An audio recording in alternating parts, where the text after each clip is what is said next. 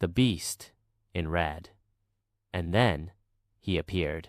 Emerging from the ship's cargo bay was a towering figure, a monstrous beast over 7 feet tall. His skin was a deep blood red, rippling with muscle, and covered in strange black war tattoos that pulsed faintly with a dark energy. His mane of white hair flowed like fire in the wind, and his eyes burned with seething anger. My entire body went cold. I had heard of him before. My mom had whispered stories about a red man from the deep who took my father years ago, but I never believed her. I could feel his power even from this distance. It pressed against my chest like a tidal wave, making it hard to breathe. My hands trembled uncontrollably as distant memories clawed their way to the surface estuaries, warnings, my father disappearing into the sea without a trace. I clenched my fists, trying to steady myself, but my thoughts spun in every direction. Gone. Again.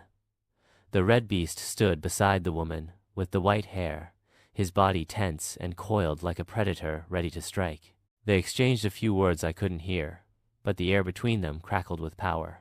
Then, without warning, he leaped into the air with impossible force, crossing the city's great divide in a single bound. He crashed into the water with a thunderous splash and vanished beneath the dark waves, exactly the way people said he took my father. Breathing hard, I turned to the man standing next to me, tall, muscular figure with a quiet strength about him. His name was Cusco, and he was something of a local legend. He had once jumped from a 26-story building during a fire while holding 2 children in his arms and hadn't broken a single bone. I forced myself to speak. Have you ever heard the stories about the red man who took people? Took my dad? Cusco's jaw tightened, his eyes narrowing as he studied the shifting waters in the distance. No, he said slowly, though something in his voice suggested otherwise. But after what we just saw, he trailed off, shaking his head in disbelief. For the first time, I realized that whatever myths or legends Town 8 had whispered over the years, they were real, and we were trapped in the middle of them. Chapter 4. A Broken Fighter. The 4th section was unlike anything we had seen so far. There was no towering building, no glowing number, and no visible gate. At first glance, it looked like a normal, quiet town, until we noticed the dragons. Massive scaled creatures with wings that stretched like sails circled the sky, their dark shadows streaking across the cracked streets below. A colossal dragon with emerald green scales and fiery amber eyes stood watch at the entrance, its claws sinking deep into the ground like ancient tree roots. The arrival of the men in green. The dragon lifted its head abruptly and released a thunderous roar, sending streams of molten fire into the air.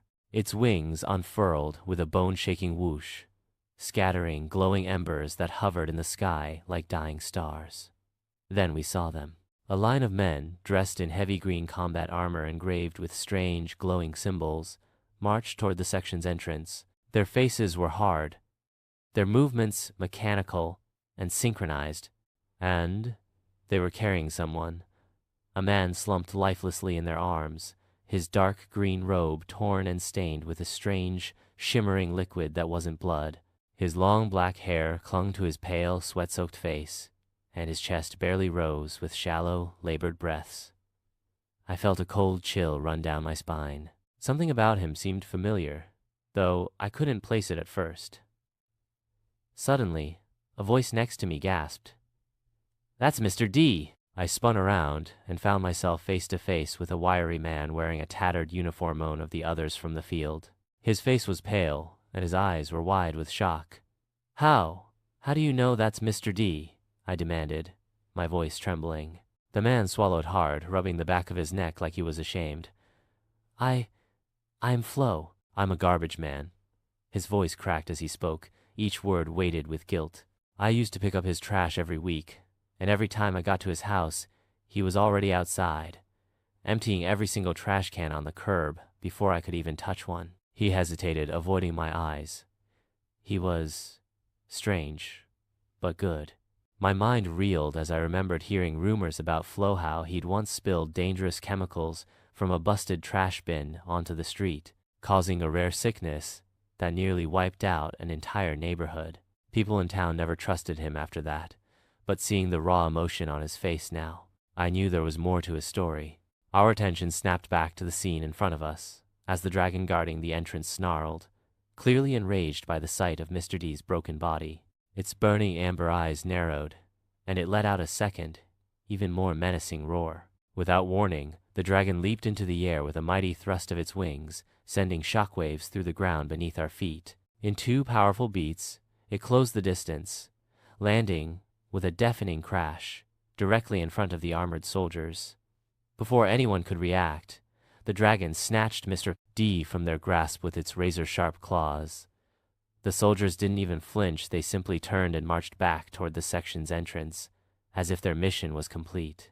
The dragon carried Mr. D deeper into the section, toward what looked like a massive stone citadel hidden behind walls of thick, twisting vines. Dozens of other men in green armor were already gathered there, silently awaiting orders. The ground trembled as something enormous emerged from the fortress, a monstrous beast towering over the soldiers like a living mountain. Its skin was made of living stone, veined with glowing emerald streaks that pulsed like molten rivers beneath the surface. Its eyes burned with the same fiery intensity as the dragon's. The beast moved with eerie precision, slowly advancing toward the lifeless form of Mr. D, now crumpled in the dirt like a discarded puppet. It knelt, placing a massive stone hand over Mr. D's shattered chest. For a few agonizing moments, nothing happened. Then, the beast's stone hand glowed, searing with emerald light. It pressed down harder, emitting a deep, resonating hum that vibrated through the air. We watched in stunned silence as Mr. D's body jerked violently, his chest rising with a gasping breath. His once lifeless eyes snapped open, blazing with the same eerie green light as the beast's molten veins. Mr. D slowly pulled himself to his feet, breathing heavily, his limbs trembling but alive. His torn green robes clung to his battered frame, but there was something different about him, now something stronger. Without a word, the stone beast stood and lumbered back into the citadel, disappearing behind the thick wall of vines, as if nothing had happened. D remained still for a long moment, breathing heavily before finally steadying himself. His gaze swept across the field, searching. He was alive, but he wasn't the same. Chapter 5. The Snowfall and the Lions. He stood there, Mr. D, or what was left of him, staring down at us like we were the ones who had hurt him. His glowing, hate-filled eyes burned with suspicion and something darker, resentment. He didn't speak. He didn't move for what felt like hours. Just stared. Then, without warning, he turned and descended the stone stairs of the citadel, vanishing into the shadows without a sound. I exhaled a shaky breath, realizing I'd been holding it the entire time. My hands wouldn't stop trembling, and from the terrified looks on the faces around me, I wasn't the only one still paralyzed by fear. My voice cracked as I shouted, "Everyone, come together! We need to figure out what the hell is going on." Slowly, cautiously, the others emerged from where they'd taken cover. Some were bruised, bleeding, or limping. Cuts and bruises marked faces I barely recognized, though the strangest thing was still the same: we all looked younger. "Does anyone remember what happened?" I asked, still struggling to steady my voice. Everyone nodded, exchanging uneasy glances. "We were here, but also somewhere else," a woman whispered, hugging herself. "It's like time broke." Before I could respond, a sharp voice cut through the crowd. When was everyone born?" I turned to see a man stepping forward, sharp-eyed, tense, and dressed in a torn suit stained with ash. He looked like someone used to being in control, someone desperate to reclaim it. "My name's Sronos.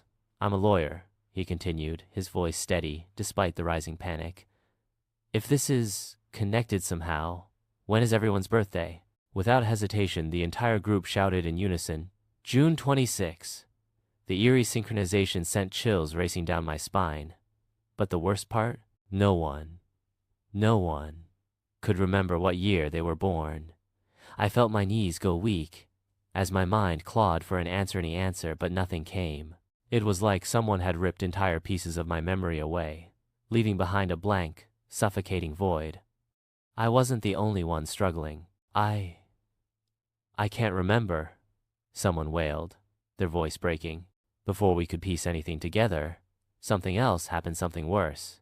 We all turned toward the left as another section of the strange fractured city appeared out of thin air. It was frozen. Snow fell in heavy, suffocating sheets, blanketing the ground in a thick, shimmering layer of white. 3 massive towers, etched with the glowing number 3, rose defiantly above the swirling storm. The icy winds howled like tormented spirits, cutting through our thin clothes like razors. Then we saw him.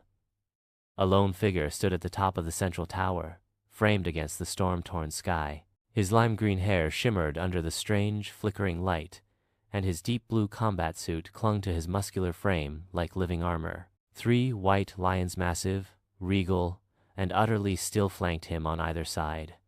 Their glowing, frost-crusted manes rippled like waves of ice caught in the wind. We watched in stunned silence as the man raised his arms to the sky, his voice roaring like the storm itself as he commanded the heavens. In seconds, the sun itself shifted as though answering his call. It moved across the sky with impossible speed, settling directly above the frozen section. Within moments, the snow melted, rivers of water cascading down the tower like waterfalls. The frost-covered domes below emerged from the thawing ice, shimmering like crystal palaces. And the lions, their white fur darkened, transforming into deep blue, their eyes glowing like twin stars as they slowly turned their heads toward us.